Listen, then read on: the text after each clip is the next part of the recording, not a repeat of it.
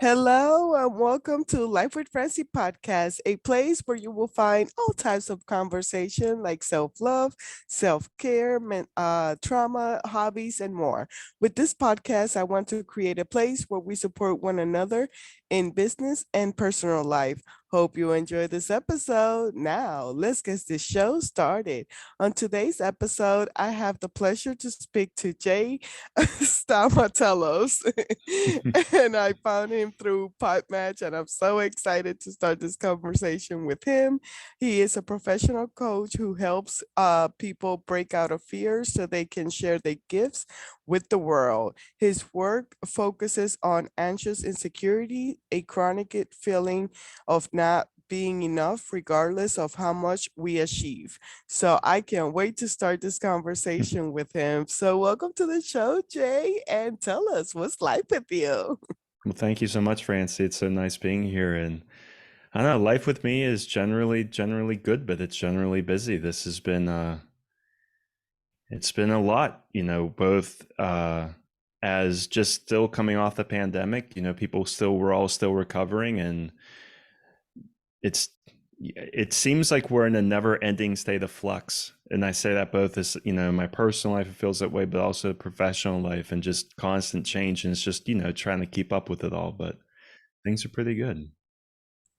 Good. So I say like I'm like the queen of anxiety Okay. because I I was introduced to anxiety about 7 years ago. Hmm. And then from there, I'm like looking for all the resources and tools to help me out to finally not have a panic attack. And it's been a year. And then after I celebrated, I had an anxiety. But tell us a little bit about your story, how you started with your mission. So, right. So I think to touch on anxiety, or at least the way, because that was my background too, was very severe, but it was most of mine came from a lot of self criticism and self loathing. Is that was how I motivated myself to do things. It's how I stayed on. It's how I felt a big pressure to achieve a lot of things. And what's more motivating than feeling like your self worth is eternally on the line? So I used to I've done this job for about 10 years. But before that, I worked in counterterrorism and emergency management. And that was one thing. I really liked the job. People say, well, wasn't it stressful? I'm like, yeah, but I liked it. I mean, that was the selling point for me. But it was, I did have a period where I had my own personal breakdown, my own personal kind of, you could call it awakening. You could call it there's all these names. It was a really crappy time where I had to completely Mhm. reevaluate my life. And doing that allowed me to really see kind of how, um, I don't want to say broken, how it, it felt like if you're always making payments from a bank account, but you're never putting money back in, at some point that account is going to hit zero. And you don't know when that day is. Like if you don't know the exact number you have in your bank account, but you're still making those charges, you're still doing that exact same stuff. Every time you make a purchase, there's a bit of a fear: is this going to hit zero? And for me, emotionally, that's what it felt like. Is I was constantly making payments for myself, physically, mentally, emotionally, without putting anything back in. So the going through that experience and being lucky enough to have good people around me who helped me through that allowed me to realize why I was doing that, and allowed me to really find the thing that was missing in my life, which was having a healthy sense of compassion. And starting to learn, well, what would it look like to have a healthy relationship with myself, where I don't see myself as an enemy I want to defeat, but rather an ally I want to help. If I were to view myself as my own ally, how would that change how I live and how I make decisions? And that's what changed a lot for me. And so, when we talk about things like anxiety, I look at those things as symptoms. It's, well, why are we feeling this way? What's going on here? And for the population I work with, which is primarily, as you said, people feel like they're never enough no matter how much they achieve. They put tons of pressure on themselves, and they can be anything from six-figure people who are making all this money, they achieved all the things, but they still feel terrible to someone who has failure to launch and is so self-critical they can't even get started.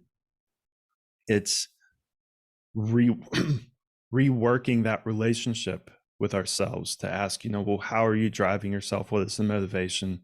And how can we change it into something better? Yeah, I have heard of like seeing an anxiety as the uh, like a sign of something being off Right, within you. So it's more like a warning, like, hey, come back to your body. right. Something is not right. What can you do to make it better? And as a high achiever, Mm-hmm. I can't even imagine, because I have the my anxiety comes from like not failing, but actually succeeding. Mm. Because I'm used to chaos. Right. So like I have to keep the chaos for me to keep going. So yeah, so how are some tools or things that have helped you? Well, I think the biggest thing that has helped me is really trying to understand the why. Why do I feel this way and what's going on? And, so the point you're bringing up, I think, is really common, especially for those of us who work in emergency services or anything, or have or are attracted to those fields. There's something comfortable about chaos. I remember I was at a meeting and I was talking about, my work and what I did, and this woman came up to me, and she's married to a public safety director who worked in emergency management, who was my old field. And she said, you sound so much like my husband, and especially your past, because if he doesn't have a real emergency to solve, he will create an emergency to solve because he needs that chaos. And so now I look at that, and instead of saying, "Oh, well, okay, well, let's figure out how to do that." Yeah, let's give you healthy chaos, and instead of saying, "Well, that's bad, we should move from that," I've really adopted a new approach of really getting curious about that. Well, why is that? What have you gone through in your life that makes that chaos necessary? Because it can be so many things. It can be a way to avoid something, it could be a constant distraction. It could be something that you physically need, that I need this shot of adrenaline all the time because when I was a kid, that's a household I grew up in, or that's the way it was.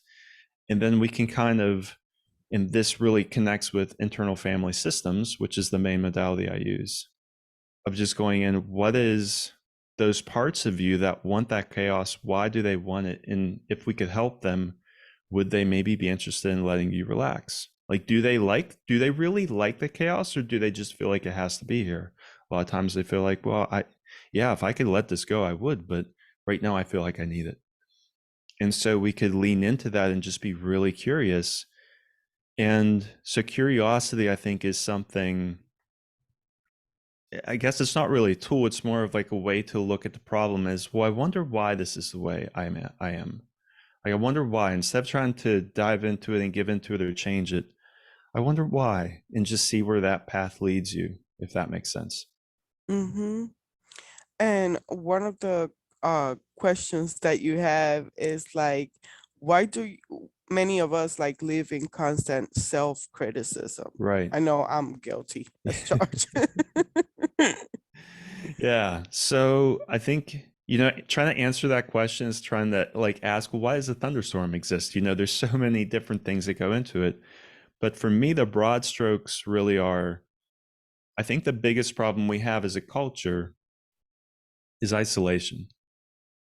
Mm, And so the thing that, of all the data I've done, of all the data I've researched and all the things I've read, the thing that I've learned most is that the quickest way to soothe, to feel calm, to be at peace is to feel connection with others. There's a theory called social baseline theory where it asserts, for other animals, they adopted to a climate, like penguins are built for the Arctic, and birds are built for the sky, and a lion is built for the plains, whatever. if you take that same analogy, humans are built to be around other humans. We actually exert less energy in our nervous system when we're around others, especially people who we feel closer to. If you're looking at a hill, they did a study and they asked people, how hard do you think it would be to climb up the hill? And if people were by themselves, they gave one answer. But then if they had a friend with them, they said, how hard do you think it would be to climb up it? They're like, oh, that'd be easier. I could do that. It completely changes the way we engage in the world, feeling connected. And so I think for the population I work with, which was me too, and maybe even still is me to some degree, because we're all walking this path, is, do I feel like I'm good enough to have connection? Mm. Because I think for a lot of people, if you say, okay, let's bring everyone together, for some people that will be very good. But for other people, I don't want to do that, because everyone's just going to see how imperfect I am. Everyone's going to see the flaws that I see. And I need to fix those before I'm able to really be seen for who I am and before I can really connect. And so what I view my job is to say, well, let's help you repair that relationship with yourself. Let's help you switch out of that constant self-criticism, because right now that self-criticism actually is trying to help you. It's trying to say, look, I see these flaws and I want you to belong. I need you to get better. If you could fix this, and this, then maybe you'll be good enough to belong. Like, even though it's a very critical voice, it's not our enemy. It's trying to keep us safe in the way it knows how. And if we can work with that, acknowledge the good intent and say, well, let's shift this. Maybe let's bring a little bit more compassion and let's find out why this, where did this critical voice learn to engage with you this way? Can we help it relax? Can we maybe even help some of the wounds that are under this? People start to soften up. And then what I've seen in my work is, as I help people heal their self relationship, automatically their external relationships start to change. And it's, I'll have someone come in and say, I haven't dated anyone for years, but I got someone's number the other day. Or like, I haven't seen my grandma in a couple months, but I spent Saturday at their house. Like, they'll make these just offhand comments that in my mind, I'm going, okay, so now there's less fear about connecting. There's less self-rejection. You are allowing yourself to be seen. And really that self-relationship is the root of it all, because at least for me, I think we all want to be loved for who we are, but you can't be loved for who you are until you're able to be seen for who you are. And you can't be seen for who you are until you're able to take off your own mask, because only you can do that. And that's what I try to help with. Holy moly. And I can see that, I try not to, but like in every single situation, like I can see myself and how it has worked in my path, Yeah. because I start a self-love journey Mm-hmm. and I'm a year and a half in Yeah. of loving myself, being more self-aware and things like that. And it has helped me with my relationships around me, where my environment is so awesome at the moment. Right. And I'm like, how the heck did I get here? Like, they haven't changed, Right. but it has been me because of my reaction. I'm giving myself more compassion. Mm-hmm. So I'm able to give it to other people as well, because, like, once again, being in the danger zone Mm-hmm. all the time, you just feel triggered by air. If Yeah. anything can be a trigger. So yeah, coming back to self. So do you have like a program where you help Mm-hmm. people through a group, or more of a one-on-one More coaching? right now, more one-on-one. And though I'm very open to groups and I'm exploring that, um, it's really the main modality I use right now is internal family systems, which is it's a trauma informed modality, it's evidence based, and it just, if you've ever said, oh, there's a part of me that feels this way, there's a part of me that feels this way, it gives us a way to work with all of that and bring compassion out from the inside out. And then I'm also a huge fan of self compassion, which just really looks at retraining how do we engage with ourselves consciously. And on top of that, things like meditation and emotional skills training and learning how to articulate your needs and, looking for places in your life where you can start to bring more of your truth into it, which will bring more of that vulnerability, which will bring more of that honest connection. But it's more, I kind of follow the person system where they're at, but having my two big tools for sure are IFS and self-compassion, and everything else is sprinkled on as needed. And that using that combination has done more than any other combination I've seen in 10 years of doing this work. Wow. Yeah, that's awesome. Yeah. Uh, I am curious what, first being a year and a half into this journey, which I applaud you on, is there anything that you have found especially difficult? um, in like loving myself. Mm-hmm. Oh yeah, it was a struggle. It wasn't like even in the year and a half, it hasn't been like, oh, I love myself now. Everything is Yeah, rainbows and right. flowers and everything else. But yeah, the self-criticism is really bad. Mm-hmm. Judgment about everything and anything. But now I am a little bit more understanding where I try to go back, like if I'm my last interview, well, by the time this records is gonna be like a few Yeah. interviews back, I got triggered Mm. on and that because of trauma. Mm-hmm. And I was able to keep going through the interview by soothing myself. So I'm more self-aware instead of going, oh, like, look at you, stupid bitch, excuse my Yeah, language. yeah. You ruined this. This is it. Like you need to go and hide and never let anybody see you again. I Mm-hmm. was like, no, I'm having a moment. This was tough, but it's okay. I acknowledge it and let's move on. I wasn't able to do that before. Right. So I'm still, I will have my moments. It depends, especially like at work. At work, I'm still working on that self-love and self-aware because the Yeah. environment is so toxic. And so I'm easy to go into anger or judgment or like, why are you still here? You should be gone. You should be doing this. You should be doing that. But having I say it's like a survival kit, Mm-hmm. but for my mental health, which is like breathing, walk it out, dance it out, ask for support if I can't do it myself, have a my warrior playlist or give me life playlist on Spotify. So having those that structure, it helps me out more Yeah. when I'm not feeling okay or when I'm going back into self-criticism.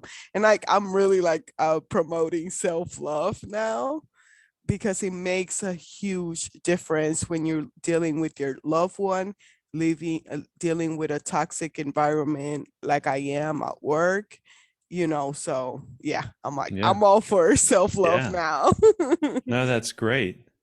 I mean, but it also, so if there is a book I would, if you'd be okay with me recommending, I would love to recommend No Bad Parts by Dick Schwartz, who's the guy who really led the crusade for IFS back in the 1980s. And, if you're familiar with the book, The Body Keeps the Score, yeah, IFS has its own chapter in there, and it's all that stuff. And I think even Bessel van der Kolk, I think, is primarily using IFS now with clients as well. So it really is, it's a way of working with those traumas because, one, I commend you with everything you're talking about, but two, at the same time, I'm hearing like, wow, that's a long list. That's like, you really got to be on it to like, self-regulate on top too. And that's hard. And Oh it's, yeah. and, if there could be a way that we could release some of that tension from the inside, would that be something you'd be interested in? And it's just because I know so few other modalities. I think EMDR, I've heard people having success with this. Maybe definitely somatic work I've seen people have a lot of success with. But any of this real emotion heavy trauma work is really what I think is the next step that's been missing for so long, of going beyond let's just manage it. Instead of just managing this, how can we actually heal this and let it go, so that's maybe 10% of it was not, because like 100% to 80% for most of us feels amazing. Oh my God, I have this 20%. But if we could take that 80% all the way down to like 10, I mean, that would be life changing. And I really think that they're not new, but this maybe new wave in the way we're thinking about emotional health, of it's not just the mind, it's not just the body, it's the feeling and it's the relationships, has the potential to let us get to that point where, something could come up that would normally be triggering for you, and you could just, oh, well, that's here. Okay. And there's no major reaction from the inside. Yeah, I didn't think that that was possible. I really didn't. 2 years ago, before I hired my mentor, it was breakdown after breakdown. Right. Like she used to get text messages like, "I'm glad that she's amazing," and she didn't have like super mega boundaries. Yeah. And like text messages at least 3 times a day of like, "I can't breathe, I am dying, this is it," and Mm-hmm. everything. And I was able to have the tough conversation in the middle of the interview, and which for me was like 3 hours that we talked about it. And I Wow. re-listened to the interview, and it was just 2 minutes of conversation, but Mm-hmm. it felt so big because of me saying something out loud. Right. And then that's what I'm reminding myself, that even the trauma was the main part, was like 6 months of my life. Mm. But for over a decade, I acted like that was my whole life. Right. And it was the same as the interview. I thought that it was the whole interview, but it comes out that it was just 2 minutes over an hour of the interview that happened. Right. So it's just reminding myself of all of those things that we at the moment when we're in the danger zone, it feels like it's huge. Mm-hmm. And that's why I try to tell people that don't understand anxiety, but they have a loved one that suffers from it. Don't bring logic into the Yeah. conversation. No. Logic is the last thing you want to bring, because that even like it can even trigger us even more, because somewhere deep inside we know that is not a big deal. But for us at the moment, it feel like we can't breathe. Like this is happening right now, and I need something soothing. So it's all about a structure and having people around you. Now, meditation for me, because I'm super hyped, a Yeah. hyper, it doesn't work. I'm working on it. I mostly use it like before bed. I will have Mm-hmm. some soothing music and things like that. But I think it's EFT tapping. Mm. That's a great tool that I Mm-hmm. have used for myself, to help me bring me back to change the way that I think. Got it. Yeah. And That's I know good. I have heard of EMDR, I think you Yeah. said. Can you explain a little bit more on that one? I don't use it, but I'm familiar with it, and some of my clients have done EMDR, and there's something very similar to EMDR called brain spotting that a lot of people or that some people who do IFS also do that, though usually it still leads to IFS in the end anyway. Um, my understanding of it is that you're using eye position to try to go to different places emotionally, and so you'll have someone, they'll follow a pointer or they'll follow a tracer, and you're looking for, where is someone looking, and can we stay here? If we stay here, what happens here? And it's using just kind of the eyes as a way to help people. In IFS we would say unblend, where like that part of you that feels so intense, can you realize that as a part of you and have it kind of sit next to you instead of taking you over? Okay. Because if it sits next to you, then we can talk to it. We can say, well, why are you so nervous? What's going on? What's happening? And that's, to go back to your self-criticism piece, I really cannot overemphasize how much our critics are trying to help us. And I say this as someone who almost died because of his critics. It's they see you in a position or doing something often that from their point of view, from the trauma that they're stuck in, they think you're right back there and I have to save you. And it's, working with them and realizing that good intention of like, so for me, it was like, you idiot, you never do something right. If you do this, like you don't have any worth. But if you could achieve this, then maybe you would, and blah, blah, blah, blah, blah. But that certain parts of my life beforehand, I felt like I had to be as close to perfect as I could be. And that's all that critic was trying to help me do. Because if I wasn't perfect, then I felt like I was going to be abandoned by everyone. So this isn't just about me doing something small. From that critic's point of view, it sees my connection to everyone is on the line. What is more important than that? I need to save you from making this mistake. And the way I'm going to do it is by being critical of you first, so that, because if you could fix yourself internally, then no one outside is going to reject you. So I just have to be hard on you internally, and that will make the outside world safer. Does it work perfectly? No. No. But its intention is good. And a lot of these critics even hate their jobs. And I've seen them turn into, like, when we do go through a healing process, when we're able to work through this trauma, they'll sometimes turn into cheerleaders. They'll sometimes turn into like project managers who are like, hey, I know how to motivate Francie. I know how to get her going, and I'm going to push her towards the things that she really wants. And I'm going to, make sure she stays driven on it. But I don't need to bring a whip. And I'm so glad I can now engage with her in this new way. There's parts are not their jobs. There's so much room for us to build compassion with the parts of ourselves that right now might be causing us pain, just by realizing their good intent behind what they're doing. Mm. It's so interesting because for me, I look at it as emotions, Yeah. so so like if anger shows up, I'm like, hey, what's up, anger? Yeah. It's been a minute. How you Yeah. doing? So what's bothering you? Let's talk about it before we burn the world down. Yeah. So I love you saying that, and their word intention. Like when it comes to anything related to mental health, sadly, there has to be a lot of intention. Mm-hmm. You cannot just say, oh, I feel depressed, tomorrow I'll feel better. Like Right. it's Right. not gonna work like that. I wish it was that simple, but you have to be so intentional with your process of healing. Right. So I love you saying that. So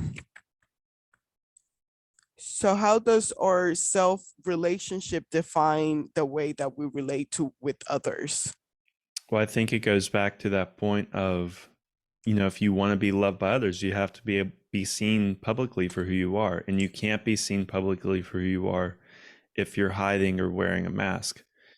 And that, because it's like, I think, so the two things I often see with people who struggle with what I'm referring to as anxious insecurity of never feeling like they're enough, there's kind of two big emotional fireworks that are going off. The first is like a really intense need to achieve. Because if I'm not enough, I just need to make myself enough. I just need to do this, do this, do this, and this. And it's very like all of that fear gets channeled into action to try to fix my flaws.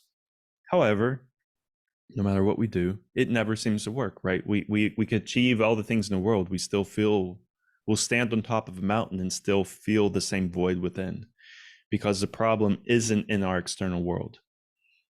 It's an internal problem. And if we don't have a way to solve that, well, then I need to hide.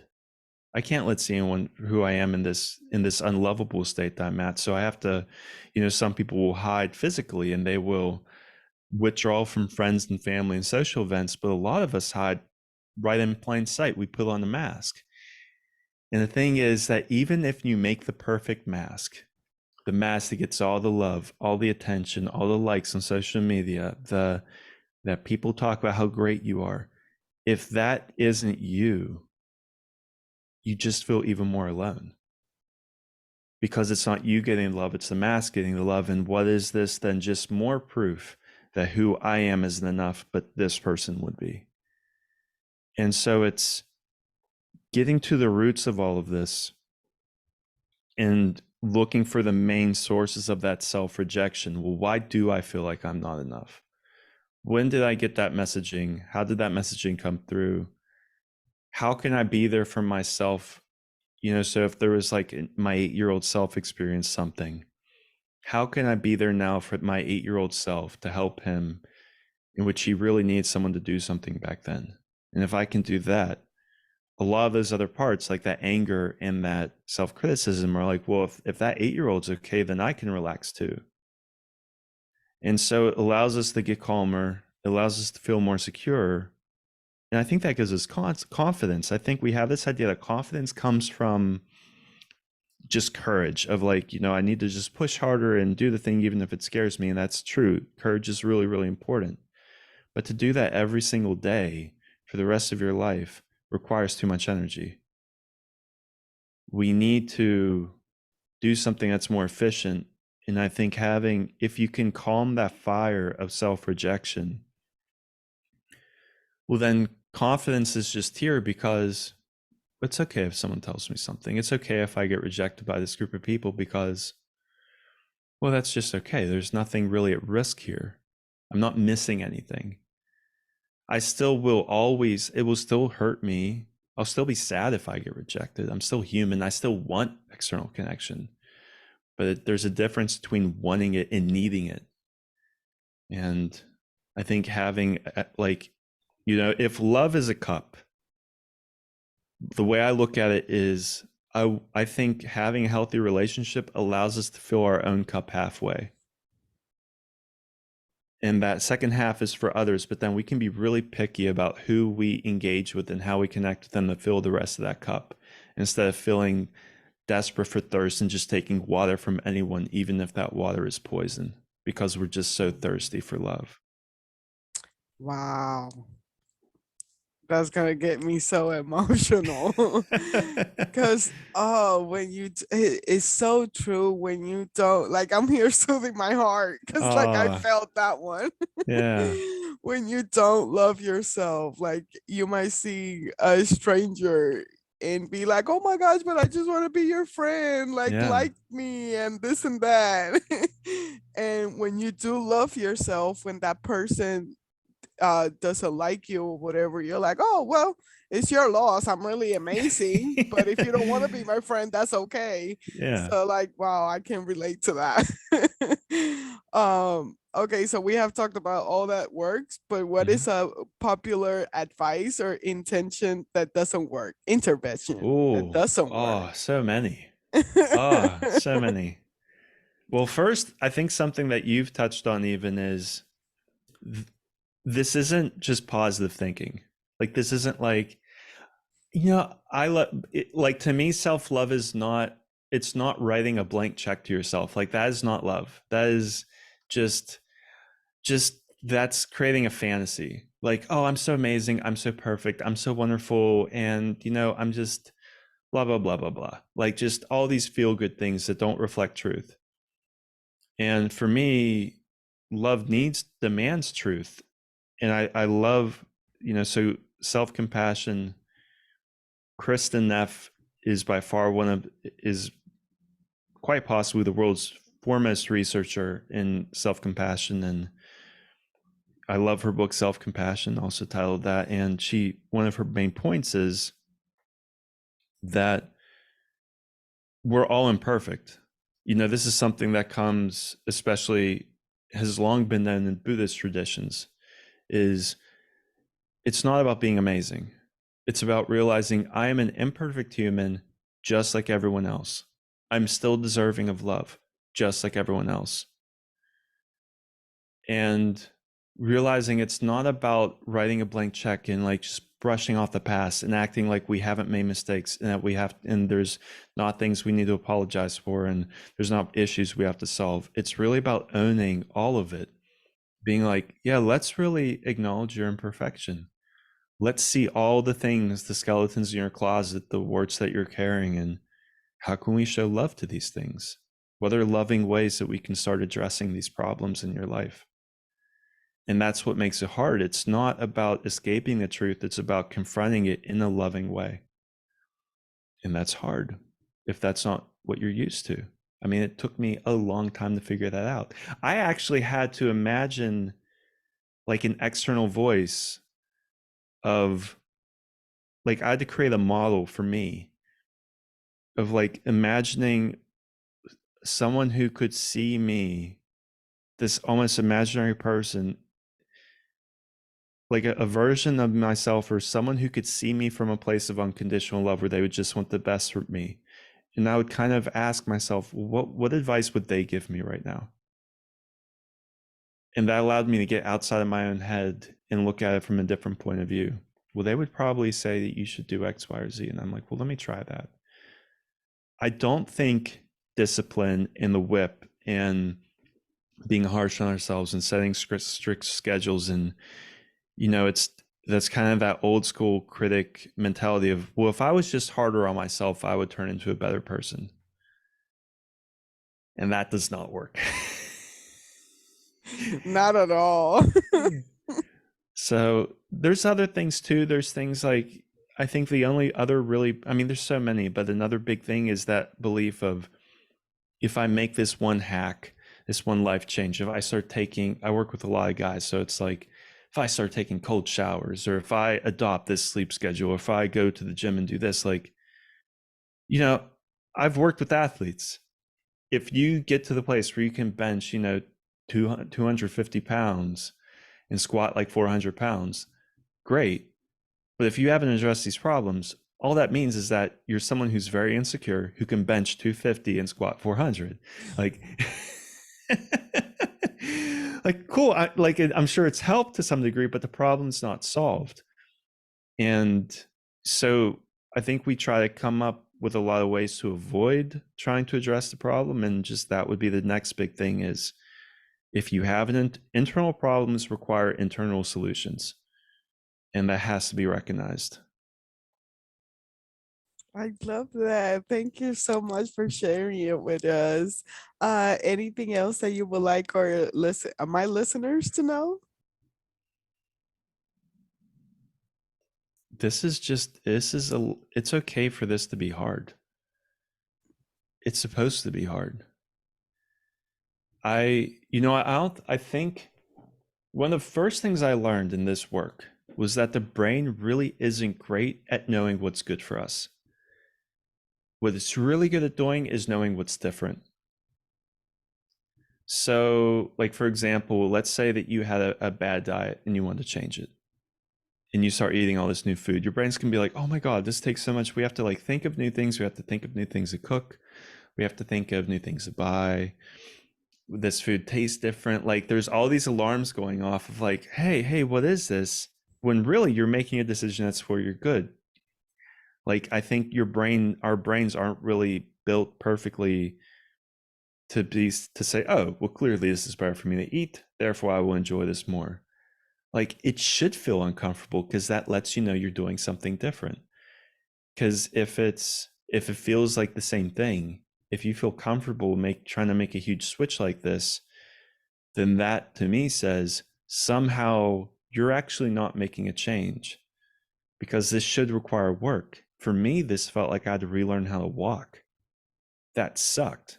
I mean, it only took a few weeks or months to really like get the new way going, but I needed to have that time of difficulty.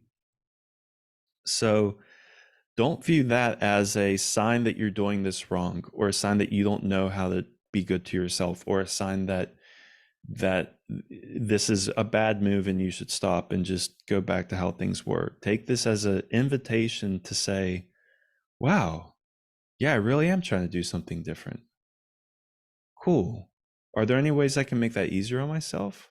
Is there any friction here that's fighting against the changes I want to make? Can I work on that? Like, something that we do is, let's say if you come to me and say, I really want to heal my relationship with myself, the first thing I'm going to ask you when we actually dive into the work is, well, who doesn't want this?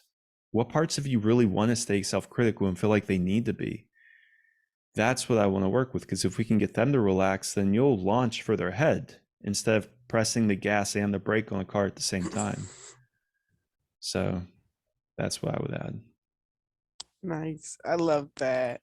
So where can my listeners find you? My website, I'm not big on social media. I've never me trying to have a good relationship with social media is like me trying to have a good relationship with crack. I just don't think Oh, I love yeah, that. don't think it's gonna happen. So my website, jamesjstamatelos.com. I assume maybe a link will be in the notes to it. Yes. Go there, I have a form. You can contact me and there's lots of other information there, resources and books I recommend, and information on my different modalities, information on IFS. So yeah, please drop me a line. Check it out. I'd love to hear from you. Awesome. Well, thank you so much for coming on my show and sharing your wisdom with us. Thank you for having me, Francie. It was a pleasure. Well, you will find his website and everything on my show notes. And my podcast is in all major platform as well as YouTube. So you know the drill. Follow and like, subscribe wherever the it depends on the app. Hope you have a blessed day.